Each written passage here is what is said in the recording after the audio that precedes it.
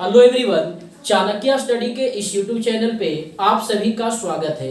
हम लोग मेंसुरेशन देख रहे थे, क्षेत्रमिति पढ़ रहे थे, जिसमें अब तक 3 वीडियो अपलोड कर दिया गया है।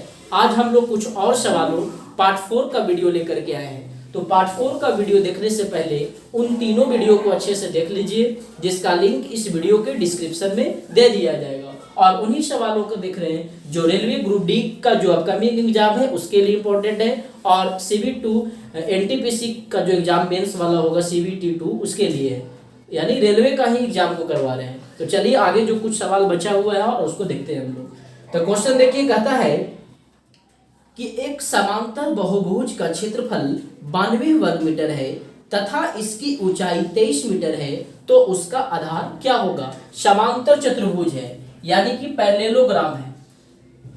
क्या है? पैरेललोग्राम है, जिसका एरिया दे रखा है कितना, 92 मीटर, और कहता है ऊंचाई भी दे रखा है, हाइट दे रखा है कितना, 23 मीटर। यानी निकालना क्या है, बेस निकालना है। तो देखिए, एरिया ऑफ पैरेललोग्राम बराबर समांतर चतुर्भुज का क्षेत्रफल बराबर फॉर्मूला होता है बेस इंटू हाइट। तो एरिया दे रखा है 92, बेस निकालना है 20 से इंडिकेट कर दिए, और हाइट क्वेश्चन में दे रखा है कितना, 23। तो 23 चौको 92, यानी डायरेक्ट फॉर्मूला बेस्ड था, है ना। ये बहुत ही आसान सवाल था मीटर में, यानी इसका बेस कितना निकल गया, 4 मीटर निकल गया। चलिए नेक्स्ट क्वेश्चन देखिए, अगला क्या कहता है। तो अगला सवाल आपका है कि एक सम चतुर्भुज के विकर्णों की लंबाइयां 8 सेंटीमीटर एवं 6 सेंटीमीटर है, तो इस सम चतुर्भुज की भुजा की लंबाई कितनी होगी। सम चतुर्भुज यानी कि रोम्बस, है ना। रोम्बस है, स्क्वायर जैसा ही होता है, स्क्वायर को हल्का कर्व कर देंगे तो रोम्बस बन जाएगा। रोम्बस में क्या होता है, ऑल साइड इक्वल। रोम्बस क्या कहता है, दोनों डायगोनल दे रखा है, दोनों डायगोनल दे रखा है। और हम लोग प्रॉपर्टी जानते हैं कि रोम्बस का जो डायगोनल होता है वो राइट एंगल पर बाइसेक्ट करता है, 2 बराबर भाग में बांटता है, और कितना डिग्री पर, 90 डिग्री पर। जैसे एक 8 दिया, मान लीजिए ये वाला विकर्ण 8 है, तो कितना कितना हो जाएगा, 4 इधर 4 इधर, 2 बराबर भाग में बांटता है समचतुर्भुज में। और एक दे रखा है 6 सेंटीमीटर, तो 6 है तो 3 इधर हो जाएगा, तो 3 इधर हो जाएगा। और ये भी जानते हैं बराबर बराबर तो बांटता है, लेकिन एंगल कितना का बनाता है, राइट एंगल 90 डिग्री का बनाता है। और क्वेश्चन में हमें निकालना सम चतुर्भुज का भुजा। तो भुजा का डायरेक्ट कुछ वैसा फॉर्मूला नहीं लगाकर प्रॉपर्टी से ही इसको हम लोग सॉल्व कर लेंगे। मतलब ये 4 दे रखा है, ये 3 दे रखा है, ये भुजा यानी AB निकालना है। तो देखिए, तो OAB कैसा ट्रायंगल बन रहा है, राइट एंगल ट्रायंगल है, क्योंकि ये 90 डिग्री है। तो 90 के सामने वाला कर्ण कहलाता है हाइपोटेनस, यानी AB इक्वल टू कर सकते हैं हम लोग अंडर रूट 3 का स्क्वायर प्लस 4 का स्क्वायर। तो 4 का स्क्वायर 16, 3 का स्क्वायर 9, 16 9 25, 25 का स्क्वायर रूट कितना हो जाएगा, 5 हो जाएगा सेंटीमीटर। वही तो निकालना था कि इसका भुजा कितना होगा। तो सम चतुर्भुज का भुजा हो गया 5 सेंटीमीटर, 5 सेंटीमीटर इसका आंसर हो जाएगा। क्वेश्चन देखिए, अगला कहता है कि नीचे दिए गए चित्र में आच्छादित भाग का क्षेत्रफल लगभग में कितना होगा। आच्छादित यानी कहने का मतलब, अब ये सर्किल है, वृत्त है, और वृत्त में ये वाला दे रखा है रेक्टेंगल, यानी कि रेक्टेंगल को छोड़ दीजिए, बाकी जो पोर्शन बचेगा ना, ये इसका एरिया निकालने के लिए कहा है कि पूरे सर्किल में एक रेक्टेंगल दिया हुआ है, तो रेक्टेंगल को हटा करके बाकी जो पोर्शन बचा, ये वाला, ये चारों पोर्शन, उसका एरिया निकालना। तो कैसे निकालेंगे, बहुत ही आसान है। तो पहले हम लोग क्या निकाल लेते हैं, वृत्त का क्षेत्रफल निकाल लेते हैं, सर्किल का एरिया निकाल लेते हैं। तो वृत्त का क्षेत्रफल क्या होता है, एरिया ऑफ सर्किल बराबर फॉर्मूला क्या होता है, पाई R स्क्वायर, यानी हमको R होना चाहिए, रेडियस होना चाहिए, और ये अंदर में रेक्टेंगल दिया है आयत। तो देखिए, तो ये आयत का विकर्ण कहलाएगा, यानी कि जो रेक्टेंगल का डायगोनल होगा क्या वृत्त का डायमीटर होगा, यानी आयत का जो विकर्ण होगा, आयत का जो विकर्ण होगा क्या वो वृत्त का व्यास कहलाएगा। देखिए फिगर में ये विकर्ण होगा, वही तो वृत्त का व्यास होगा। तो आयत का डायगोनल क्या होता है, विकर्ण का formula under root L square plus B square, ये डायमीटर निकल जाएगा व्यास।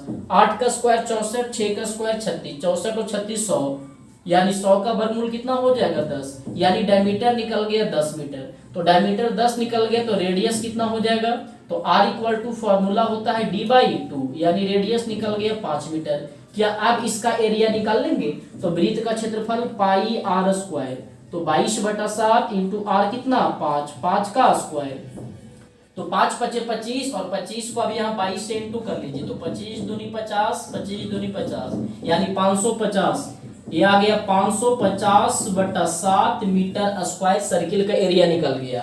अब हम लोग रेक्टेंगल का एरिया निकाल लेते हैं। एरिया ऑफ रेक्टेंगल, आयत का क्षेत्रफल।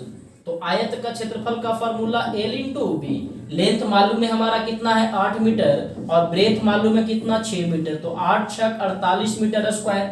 हमें क्या निकालना है, तो कहता है इस वृत्त में से रेक्टेंगल को हटा दीजिए, बाकी जो आच्छादित बचा ये वाला पोर्शन बचा उसका एरिया निकालना है।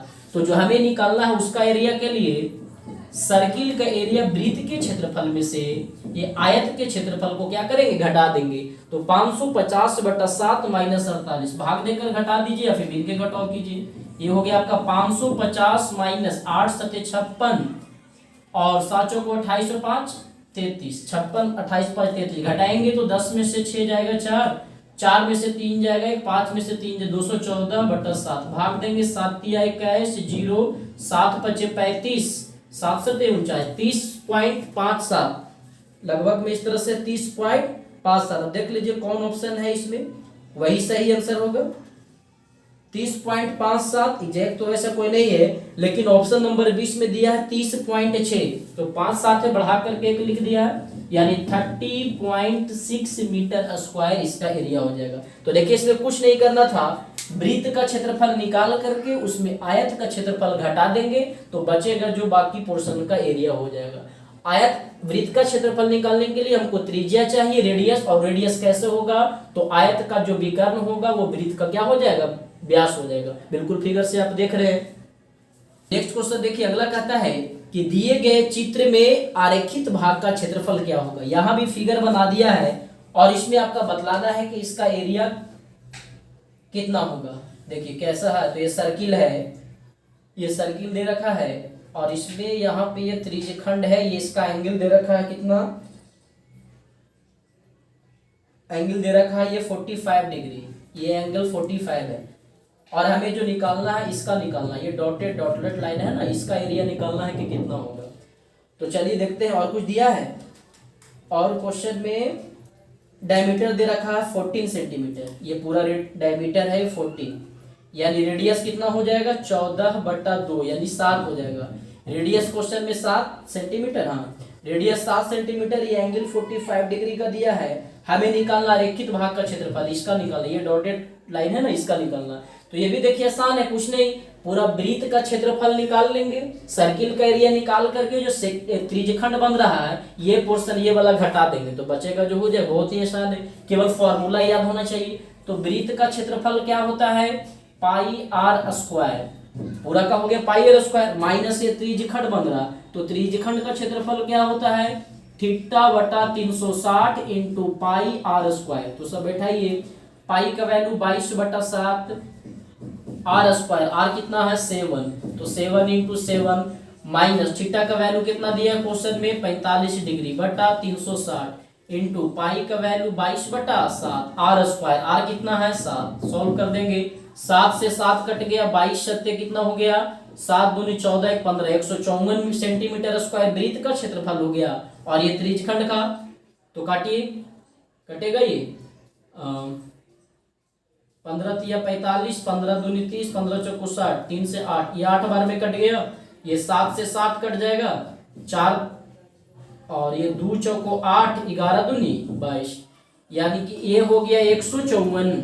और जो त्रिज्यखंड का क्षेत्रफल होगा वो हो जाएगा 11 सत्ते 77/4, 77/4 भाग देंगे तो 4 एकम 4, 3 7 3, 9 चौको 36, 9 चौको 36, 4 एकम 4 3 7 3, 9 चौको 36, 1 4 दूनी 8, 4 5 बस 19.25, और 154 में से 19.25 घटाएंगे तो कितना आ जाएगा 13 में से 9 गया 4, 4 में से 1 गया 3, 134.75। देखिए तो ऑप्शन है, तो ऑप्शन नंबर है आपका दिया हुआ 134.75 सेंटीमीटर स्क्वायर ये पोर्शन का एरिया हो गया। बस फॉर्मूला केवल याद रहेगा तो आपको बन जाए, कुछ नहीं, वृत्त के क्षेत्रफल में से ये त्रिज्यखंड का क्षेत्रफल क्या कर दिए माइनस, वृत्त का क्षेत्रफल पाई आर स्क्वायर और त्रिज्यखंड का क्षेत्रफल ये हो गया। देखिए अभी पूछा हुआ सवाल सिर्फ करवा रहे हैं, बाकी मेंसुरेशन का जो डिटेल वीडियो होगा वो भी आपको बतलाया जाएगा, प्लेलिस्ट में आपको मिल जाएगा, वहां पे सारे फॉर्मूले को बिल्कुल बहुत ही अच्छे तरह से डिस्कस करेंगे। फिलहाल ये मान के चल रहे ये सब आपको आता है केवल रिवीजन करवा रहा है आपको, किस तरह का सवाल पूछता है एग्जाम में या पूछेगा। चलिए अगला क्वेश्चन आपका है, कहता है तार को वृत्त के रूप में मोड़ा गया है जिसकी त्रिज्या 28 सेंटीमीटर है, और यदि वर्ग की भुजा जिसमें उसे मोड़ा जाए तो लगभग कितना होगा। क्वेश्चन समझ रहे हैं। कहता है एक तार है जिससे जो वृत्त के रूप में तार है, वो सर्कुलर एरिया वृत्त के रूप में दिया हुआ है, और जिसका रेडियस दे रखा है कितना 28 सेंटीमीटर।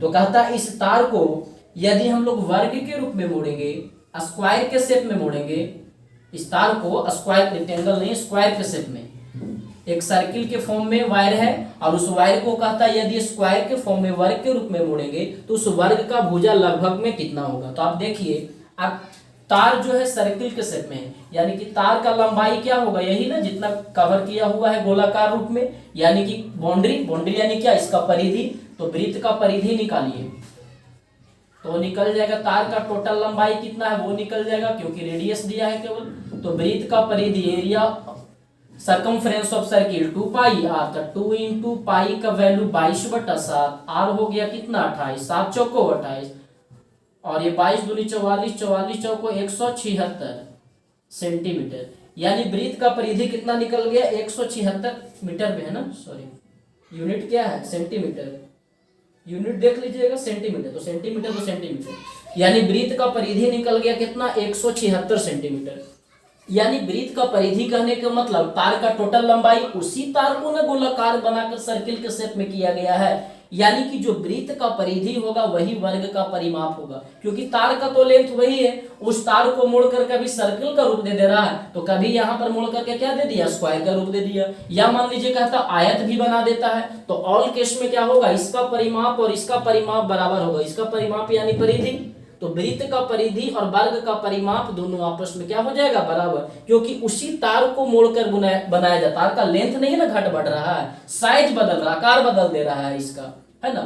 यानी कि जो वृत्त का परिधि होगा वर्ग का परिमाप होगा, तो वर्ग का परिमाप कितना हो जाएगा, पेरीमीटर ऑफ स्क्वायर क्या होता है फॉर्मूला 4 इंटू साइड भुजा, और ये वर्ग का परिमाप जो वृत्त का परिधि, तो ये कितना निकल करके आया 176, 4 इंटू साइड भुजा, 4 से कैंसिल करेंगे तो इसका साइड कितना निकल गया 4 चौको 16 और 4 चौको 16, 44 सेंटीमीटर लगभग में पूछा, ये तो एग्जैक्ट आ जा रहा है ना।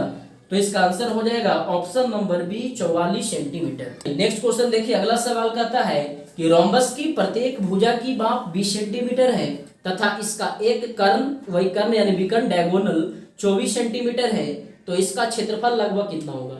यहाँ पे आपको समचतुर्भुज का क्षेत्रफल निकालना है, रोम्बस का एरिया निकालने के लिए कहा है। रोम्बस कैसे होता है, स्क्वायर का बिगड़ा रूप, स्क्वायर को कर्व कर देंगे हल्का तो रोम्बस हो जाएगा समचतुर्भुज।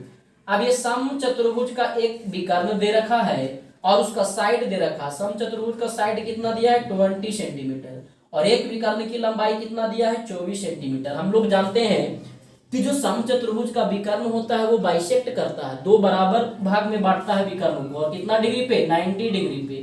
तो अगर 24 मान लेते हैं ये वाला विकर्ण है तो 12 हो जाएगा, है ना, ये 12 और ये 20 है। हमें क्या निकालना है, समचतुर्भुज का क्षेत्रफल, एरिया ऑफ रोम्बस, समचतुर्भुज का क्षेत्रफल। फॉर्मूला क्या होता है 1/2 गुने विकर्णों का गुणनफल d1 इंटू d2। तो एक विकर्ण तो मालूम है 24 सेंटीमीटर, दूसरा विकर्ण हमें निकालना है, तो दूसरा विकर्ण निकालने के लिए देखिए नाम दे दीजिए OABCD को, वैसा फॉर्मूला नहीं लगाते हैं, प्रॉपर्टी से ही निकल जाएगा, यानी हम लोग यहाँ पर OB निकाल लेते हैं। तो देखिए तो ट्रायंगल OAB में चलते हैं, त्रिभुज OAB कैसा त्रिभुज है, समकोण त्रिभुज है, 90 डिग्री बना रहा है, तो OB बराबर कर सकते हैं अंडर रूट कर्ण का स्क्वायर माइनस ये जो 12 है इसका स्क्वायर, तो 20 का स्क्वायर 400, 12 का स्क्वायर 144, 400 में 144 घटाएंगे तो कितना आएगा, 10 में से 4 गया 6, 9 में से 4 गया 5, 256, और 256 किसका वर्गमूल होता है 16 का स्क्वायर 256, यानी OB निकल गया 16 सेंटीमीटर।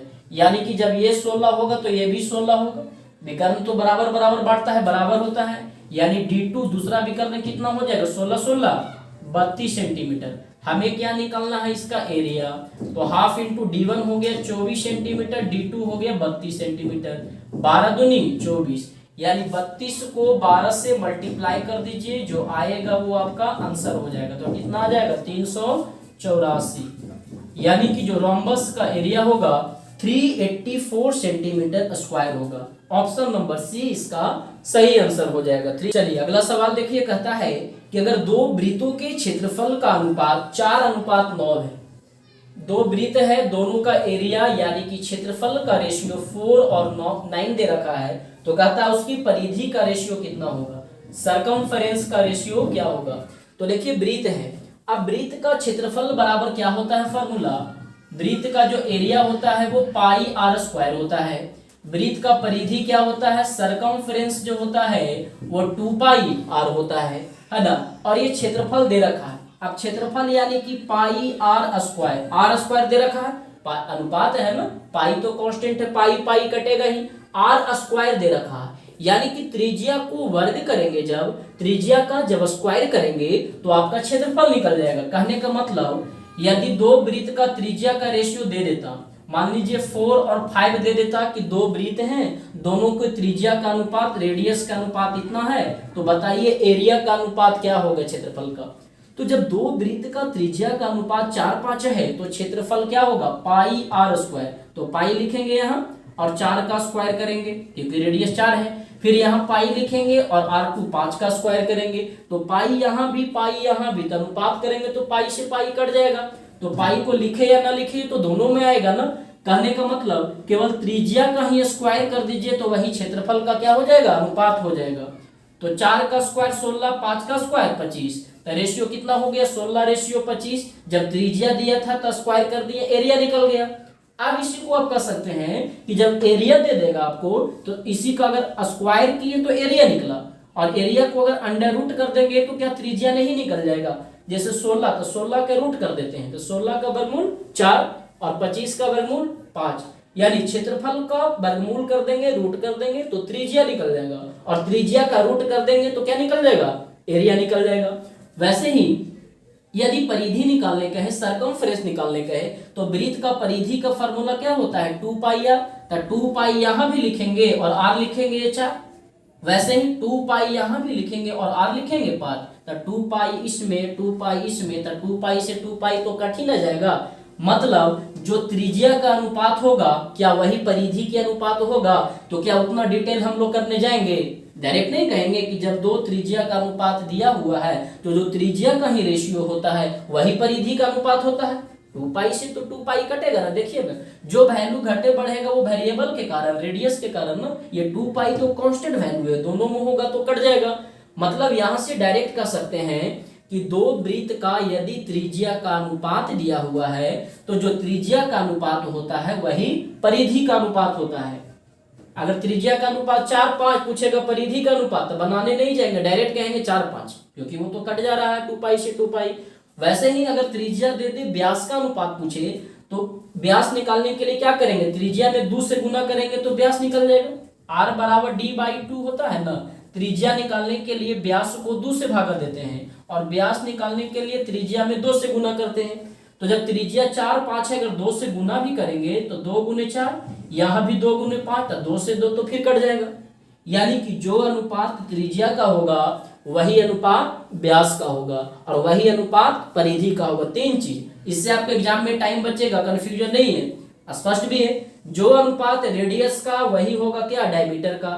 2 × त्रिज्या 2 तो कटेगा ही, तो हम लोग 2 नहीं लिख करके डायरेक्ट कहेंगे कि अगर अनुपात पूछेगा त्रिज्या का दे दिया है तो जो अनुपात व्यास का होगा वही अनुपात त्रिज्या का होगा और वही अनुपात परिधि का भी होगा। यहाँ भी 2 पाई से 2 पाई कट जा रहा है। और जब क्षेत्रफल पूछेगा तो क्षेत्रफल वाले केस में केवल त्रिज्या का क्या कर देंगे, स्क्वायर कर देंगे, क्योंकि पाई आर स्क्वायर, पाई पाई तो कटेगा ही।